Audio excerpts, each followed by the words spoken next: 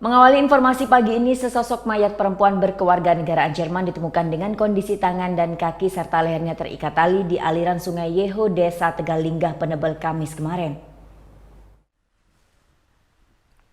Kamis siang, warga Banjar Tak-Tak, Desa Tegalinggah, Kecamatan Penebel, digegerkan dengan penemuan mayat berjenis kelamin perempuan di aliran Sungai Yeho. Mayat ditemukan mengambang di antara bebatuan sungai dengan kondisi kaki, tangan, dan leher terikat tali. Menurut salah seorang warga saksi mata bernama Maden Warsi yang saat itu sedang mencari batang bambu di pinggir sungai, di saat yang bersamaan saksi melihat ada sosok mayat yang tersangkut di antara bebatuan. Mengetahui hal tersebut, Maden Warsi kemudian memberitahu warga lainnya. Lalu warga melaporkan penemuan ini ke Polsek Penebel. Polisi yang mendapatkan laporan tersebut kemudian bersama BPBD Tabanan, TNI, dan warga melakukan evakuasi. Tadi kan jam 10 tuh, itu kan kakaknya nelpon, itu ada orang meninggal di sungai. Itu kan saya lapor langsung ke Polsek gitu. Itu aja tadi. Okay. Itu pas ditemukan gimana Pak kondisinya Pak? Kondisinya terlungkup di sungai. Kakinya Pak? Kakinya terikat, tangan terikat. Saat proses evakuasi berlangsung, seorang warga bernama Daniel dan ayah angkatnya yang berkewarganegaraan Jerman mendatangi lokasi, dan setelah melihat kondisi jenazah mereka memastikan bahwa jenazah tersebut bernama Braun, warga negara Jerman yang merupakan anggota keluarganya yang hilang.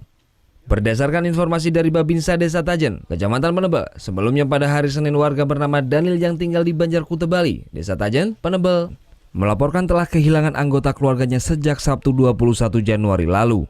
Selama ini korban memang tinggal bertiga bersama keluarganya di Banjar Kuta Bali, Desa Tajen, Penebel. Tapi tahu-tahunya ditunggu-tunggu tidak datang-datang.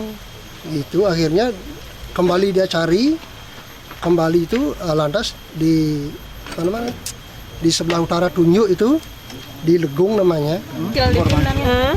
Ya, ditemukan di depan bingkil itu sepeda motornya dikerudungi dengan mantelnya sendiri. Gitu. Katanya ditanya bingkil situ, katanya memang ada orang bonceng. Sementara pihak kepolisian belum bersedia dimintai keterangan terkait penemuan jenazah ini.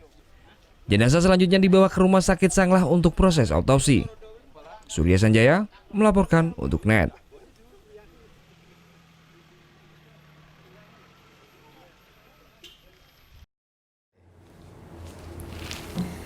Udah selesai kan nontonnya? Nah, jadi jangan lupa buat like, komen, dan subscribe ya.